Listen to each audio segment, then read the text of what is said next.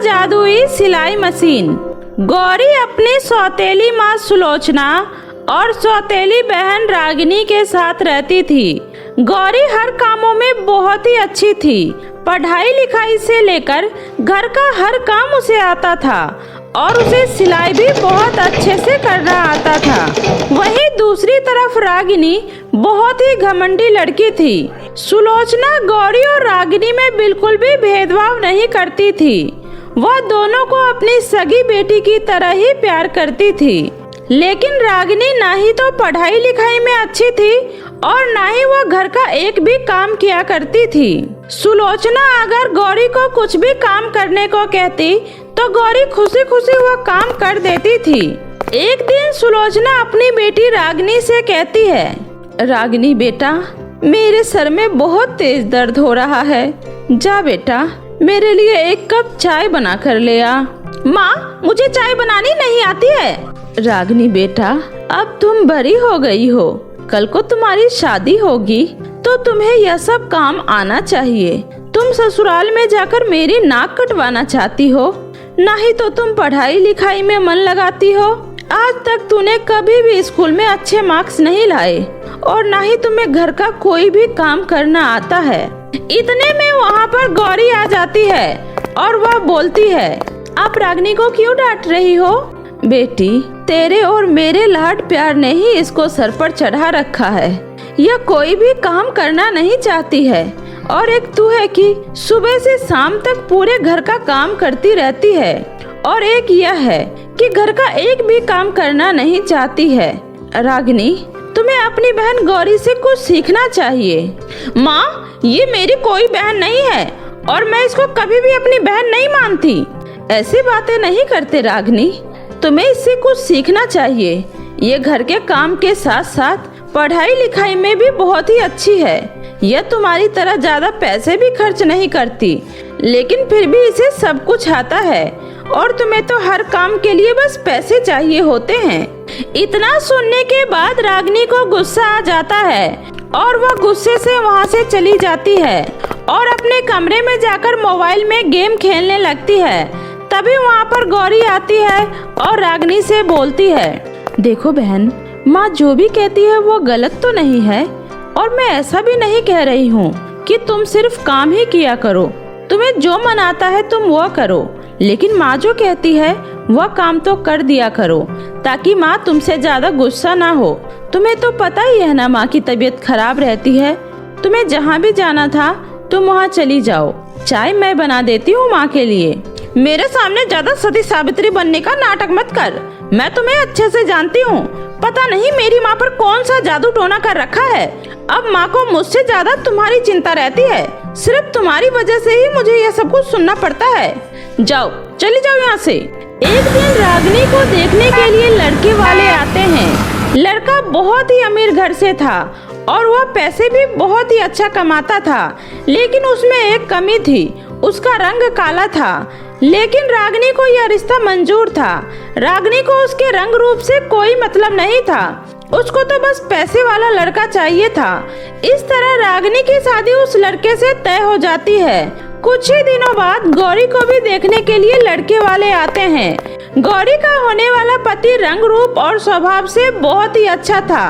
भले ही वह कम कमाता था, लेकिन उसके स्वभाव से सबको यही लगा कि वह गौरी को बहुत ही खुश रखेगा। इसलिए गौरी भी इस रिश्ते को मंजूर कर लेती है। रागिनी की शादी को कुछ ही दिन बचे थे। गौरी और सुलोचना को शादी की बहुत ही चिंता सताए जा रही थी। वह इतनी जल्दी दो शादियां की तैयारी कैसे कर पाएगी, लेकिन दोनों माँ बेटी ने बहुत ही मेहनत करके शादी की सारी तैयारियां की और अब रागिनी की शादी का दिन आ जाता है। रागिनी बहुत ही अच्छे से तैयार हो जाती है। उसका लहंगा भी बहुत ही महंगा था। थोड़ी ही देर बाद बहुत ही धूमधाम से रागिनी की शादी हो जाती है और वो अपने पति के साथ ससुराल चली जाती है।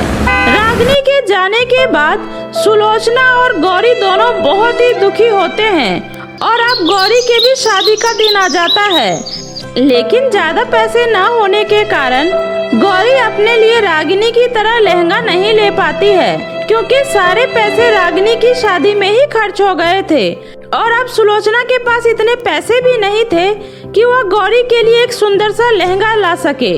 तभी गौरी अपने मन में सोचती है कि उसे शादी का लहंगा खुद ही सिलना चाहिए, क्योंकि गौरी को बहुत ही अच्छी सिलाई आती थी।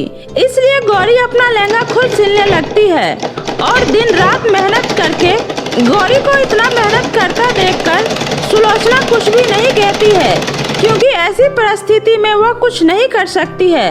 और थोड़े ही समय बाद वो लहंगा सिलकर तैयार हो जाता है। लेकिन जब सुलोचना उस लहंगे को देखती है तो वो बिल्कुल हैरान रह जाती है, क्योंकि वो लहंगा काफी सुंदर तैयार हुआ था। तभी सुलोचना गौरी से बोलती है, अरे बेटी, तूने तो सच में बहुत ही खूबसूरत लहंगा सिला है। तेरे इन छोटे छोटे और सुंदर हाथों ने तो इस लहंगे में 4 चांद लगा दिया है। अब जब तू ये लहंगा पहनेगी तो सच में किसी अप्सरा से कम नहीं लगेगी। गौरी ने बहुत ही मेहनत से अपने लिए लहंगा सिला था, जो दिखने में सच में बहुत ही सुंदर लग रहा था। अब गौरी की शादी का दिन भी आ जाता है। सुबह सुबह गौरी नहा धोकर तैयार होने के लिए अपना लहंगा लेने जाती है। तभी वो देखती है कि उसके लहंगे में आग लगी हुई है। यह सब देखकर गौरी बहुत रोती है और अपनी माँ से कहती है, देखो ना माँ, मैं पूरी रात जागकर मैंने इतनी मेहनत से अपने लिए इतना सुंदर लहंगा बनाया था, लेकिन पता नहीं इस लहंगे में अपने आप आग कैसे लग गई। उसके बाद गौरी उदास होकर रोते रोते एक जंगल में चली जाती है और एक कुएं के पास जाकर बैठ जाती है।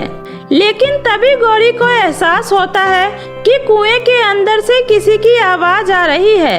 तभी गौरी उस कुएं के पास जाती है और कुएं में झांक कर देखती है। आओ बेटी, मेरे पास आओ।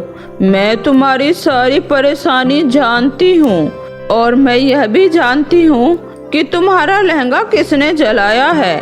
बेटी, तुम्हारा लहंगा तुम्हारी बहन ने ही जलाया है। किसी पर इतना भी भरोसा मत किया करो बेटी कि वह तुम्हारा भरोसा ही तोड़ दे। मैं चाहती हूँ कि तुम अपने हाथों से ही अपने लिए एक सुंदर सा लहंगा सिलो। इसके लिए तुम्हें ज्यादा मेहनत करने की जरूरत नहीं है।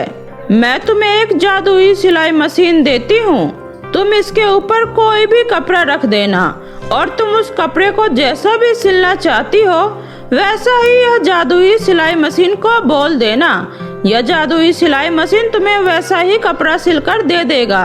बेटी, आज तो तुम्हारी शादी है ना, तो जल्दी से इसे अपने घर लेकर जाओ और अपने लिए एक सुंदर सा लहंगा सिल लो और खूब अच्छे से सज धज कर तैयार होना।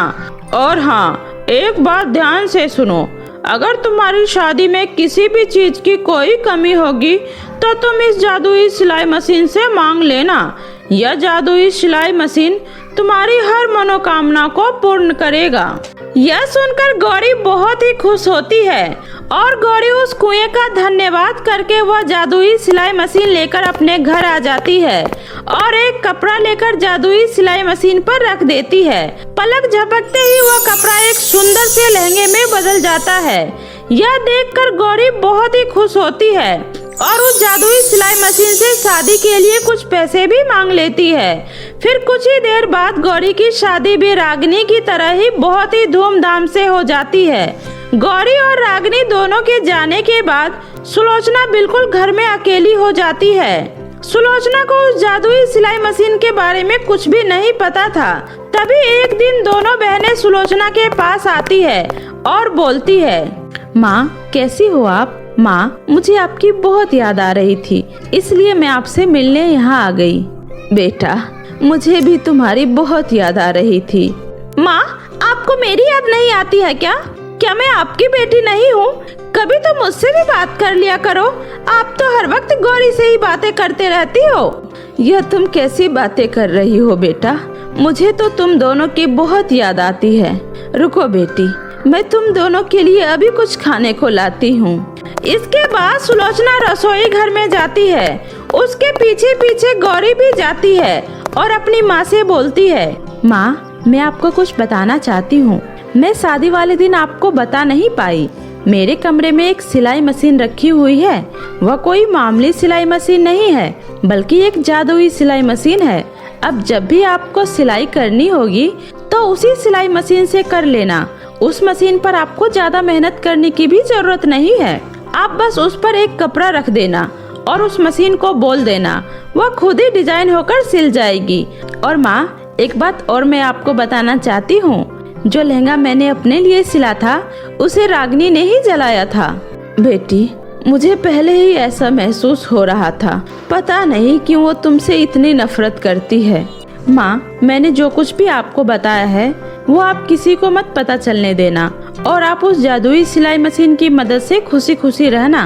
वहीं बाहर खड़ी रागिनी सुलोचना और गौरी की सारी बातें सुन लेती है। अच्छा, तो ये बात है, तो ये सब उस जादुई सिलाई मशीन का कमाल था। अब मैं जल्दी से उस जादुई सिलाई मशीन को लेकर अपने साथ चली जाऊंगी।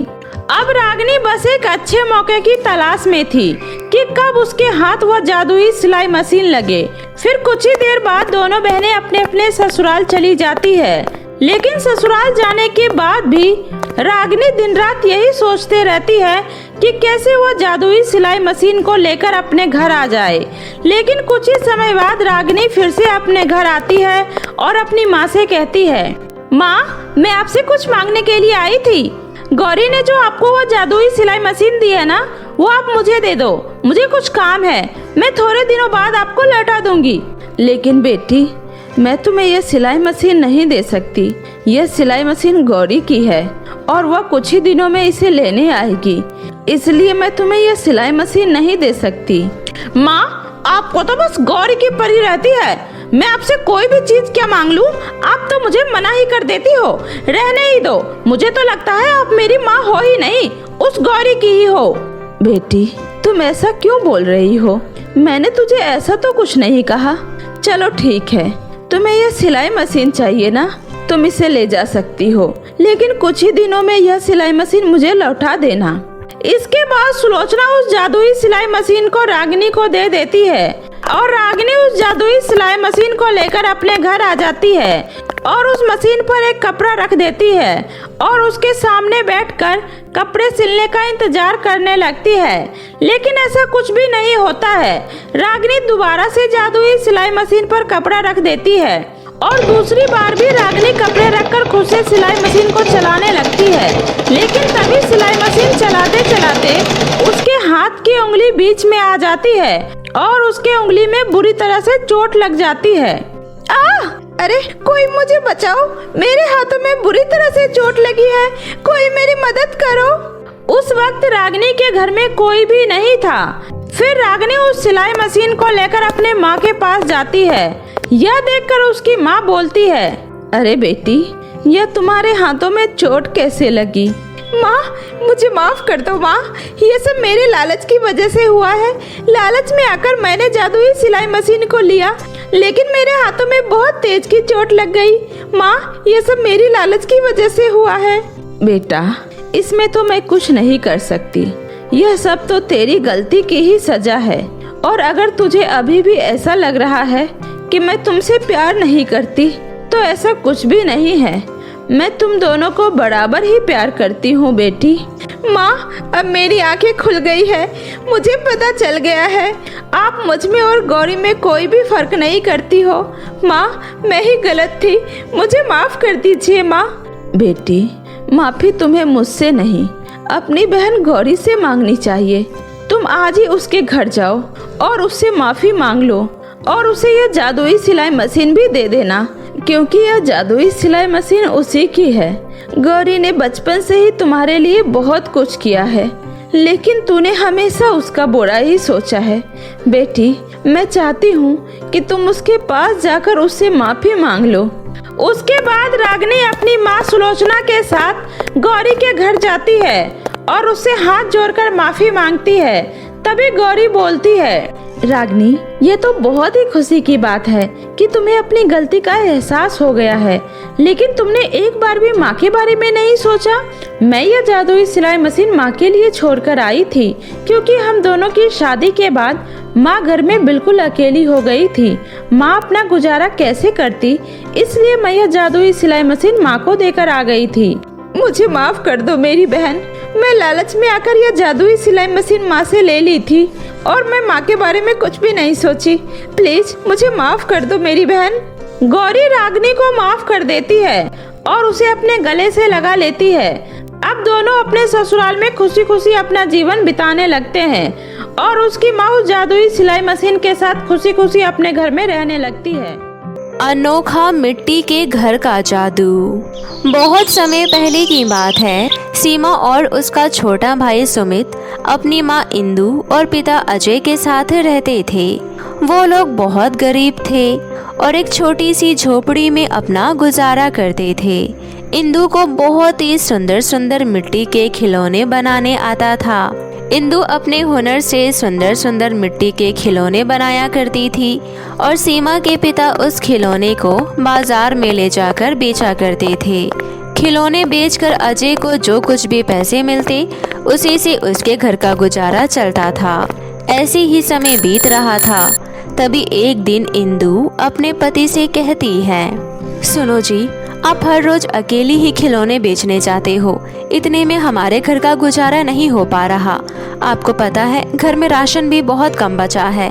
अगर ऐसा ही चलता रहा तो एक दिन हमें भूखा ही रहना पड़ेगा। इसलिए मैं कहती हूँ कि मैं भी आपके साथ खिलौने बेचने चलूंगी। अरे भाग्यवान, तुम एक साथ इतना काम कैसे करोगी? तुम घर भी संभालती हो, बच्चे भी संभालती हो और मिट्टी के खिलौने भी बनाती हो और मेरे साथ खिलौने बेचने भी जाओगी? नहीं नहीं, मैं इतना बोझ तुम पर नहीं डालना चाहता। कोई बात नहीं जी, आप मुझे अपने साथ खिलौने बेचने के लिए लेकर चलिए। हम दोनों अलग अलग खिलौने बेचेंगे तो ज़्यादा कमाई होगा और हम दोनों मिलकर अपने बच्चों का अच्छे से पालन पोषण भी कर पाएंगे, क्योंकि हमारे बच्चे को अच्छे से खाना पीना भी नहीं मिल पा रहा है। मैं अपने बच्चों को भूखे नहीं देख सकती। इंदु बहुत ही जिद करने लगती है। तभी अजय मान जाता है और दोनों अलग अलग मिट्टी के खिलौने लेकर बेचने के लिए चले जाते हैं। खिलौने ले लो, खिलौने, सुंदर सुंदर मिट्टी के खिलौने ले लो। ऐसी ही आवाज लगा लगा कर इंदु सारे मिट्टी के खिलौने बेच देती है।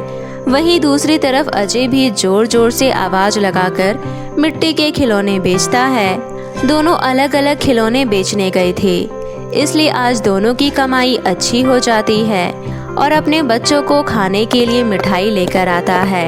मिठाई देखकर दोनों भाई बहन बहुत ही ज़्यादा खुश हो जाते हैं। तभी सीमा अपने माता पिता से कहती है, माँ, पिताजी, ये मिठाई तो बहुत ही स्वादिष्ट है।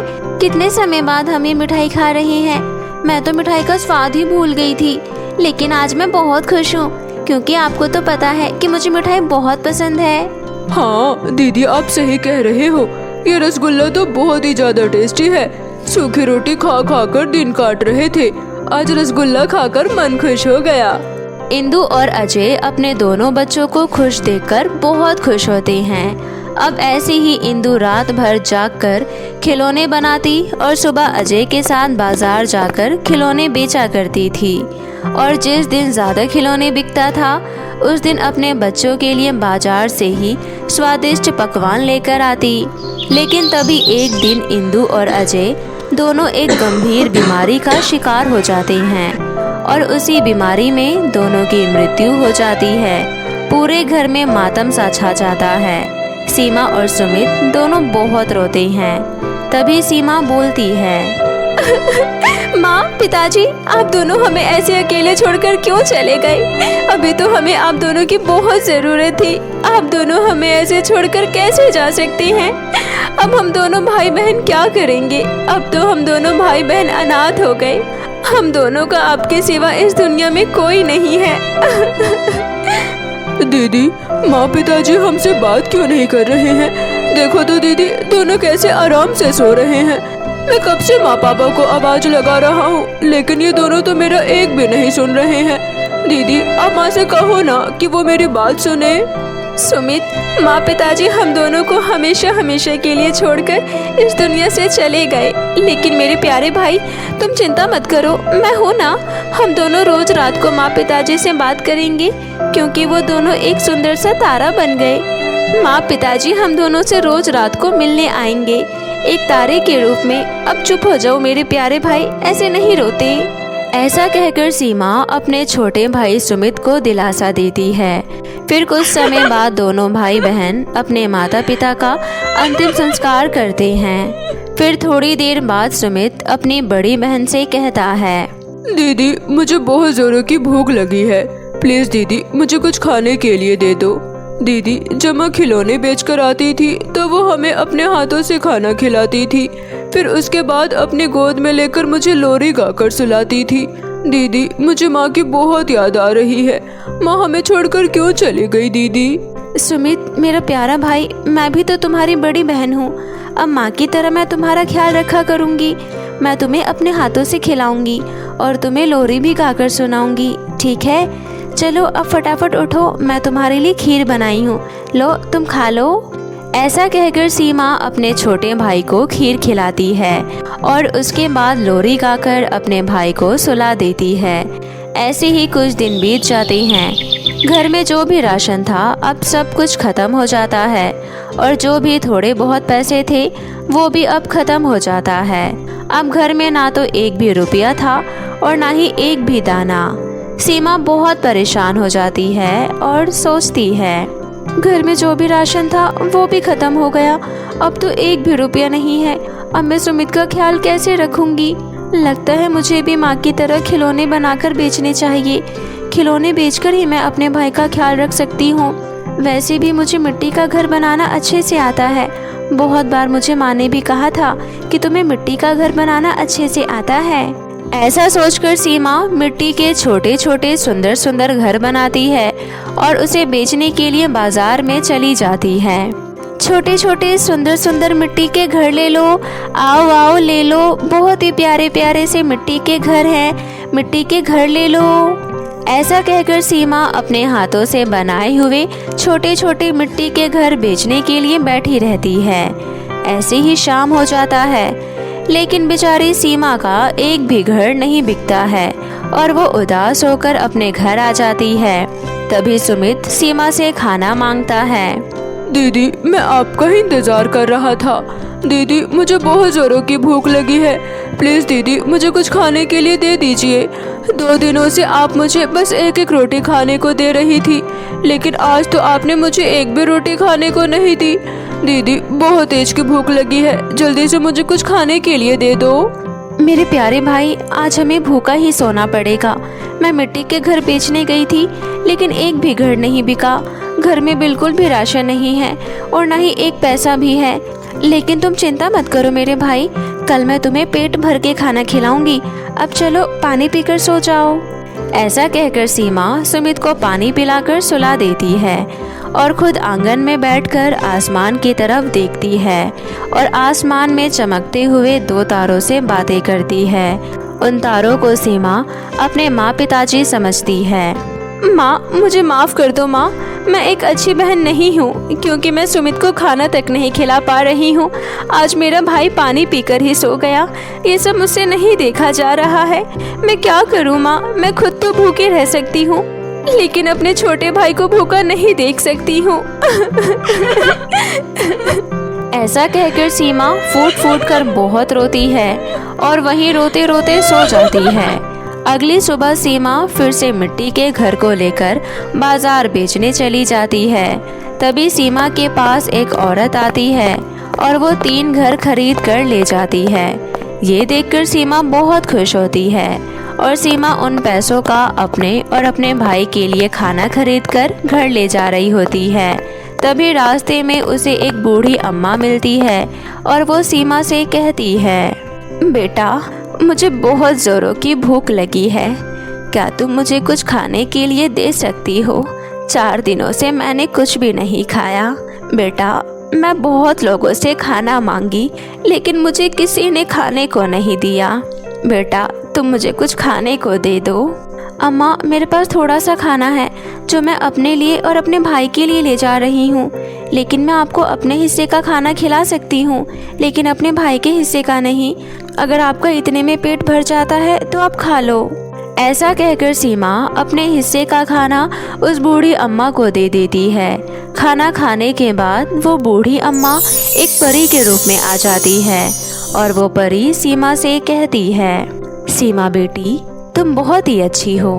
मैं परी लोक से पृथ्वी पर लोगों की मदद करने आती हूँ। जो लोग अच्छे और नेक दिल के इंसान होते हैं, परियां उनकी मदद करती है। सीमा, मैं तो बस तुम्हारी परीक्षा ले रही थी, लेकिन तुम मेरी परीक्षा में पास हो चुकी हो, इसलिए मैं तुम्हारी मिट्टी के घर को अनोखा मिट्टी का घर बनाती हूँ। परी जी, आप ये क्या कह रही हैं? मुझे तो कुछ भी समझ में नहीं आ रहा है। अनोखा मिट्टी के घर, ये सब कैसे हो सकता है? सीमा, तुमने अपनी मेहनत से बहुत ही सुंदर सुंदर मिट्टी के छोटे छोटे से घर बना रखे हैं। एक घर को मैं अनोखा घर बना देती हूँ। वो घर जादुई होगा। उस घर को तुम जिस जमीन पर रखोगी वो एक सुंदर घर में बदल जाएगा और उसके अंदर तुम्हें तुम्हारी ज़रूरत का हर सामान मिलेगा। अब तुम्हें झोपड़ी में रहने की कोई ज़रूरत नहीं है। तुम अनोखा मिट्टी के घर में रहना और हमेशा ज़रूरतमंद लोगों की मदद करते रहना। ऐसा कहकर वो परी सीमा की मिट्टी के घर को अनोखा मिट्टी के घर बना देती है। सीमा परी को धन्यवाद करके उस अनोखा मिट्टी के घर को अपने साथ ले आती है और जहाँ उसकी झोपड़ी होती है वहाँ उस मिट्टी के अनोखा घर को रख देती है। तभी उसके सामने वो झोपड़ी एक आलीशान बंगले में बदल जाता है। सीमा और सुमित उस घर के अंदर जाकर देखते हैं। तभी वहाँ पर तरह तरह के मिठाई और पकवान रखे थे और उनके ज़रूरत का हर सामान, खाना पीना, पहनने के लिए कपड़े, जूते, सैंडल सब रखे थे। सुमित और सीमा दोनों पेट भरकर खाना खाते हैं। तभी सुमित सीमा से कहता है, दीदी, आपने मुझसे कल वादा किया था कि आप मुझे अगली सुबह पेट भरकर खाना खिलाओगी और वो वादा आपने पूरा किया। अब बहुत ही अच्छी हो दीदी, आप दुनिया की सबसे अच्छी बहन हो। दीदी, अब हम इस आलीशान बंगले में रहेंगे। दीदी देखो ना, कितनी अच्छी अच्छी मिठाइयाँ हैं और कितने अच्छे अच्छे कपड़े। दीदी, ये सब कुछ आपकी वजह से मिला है, क्योंकि आप बहुत ही अच्छे दिल की हो और ईमानदार लड़की हो। सुमित, हमें तो सब कुछ मिल गया, लेकिन हमारे जैसे ना जाने कितने अनाथ बच्चे हैं। सीमा के इतना कहते ही अनोखा मिट्टी के घर के जादू से बहुत सारे सोने से भरे मटके आ जाते हैं। तभी सीमा समझ जाती है कि हमें इन सोने के सिक्कों का क्या करना चाहिए। अगले दिन सीमा और सुमित दोनों मिलकर गरीब, अनाथ और ज़रूरतमंद लोगों में सोने का सिक्का बांट देते हैं, जिसकी वजह से पूरे गांव में सीमा और सुमित की बहुत प्रशंसा होती है और दोनों भाई बहन भी अनोखा मिट्टी के घर के जादू से आलीशान बंगले में खुशी खुशी अपना जीवन व्यतीत करते हैं। तो मेरे प्यारे दोस्तों, कैसी लगी आपको मेरी ये कहानी?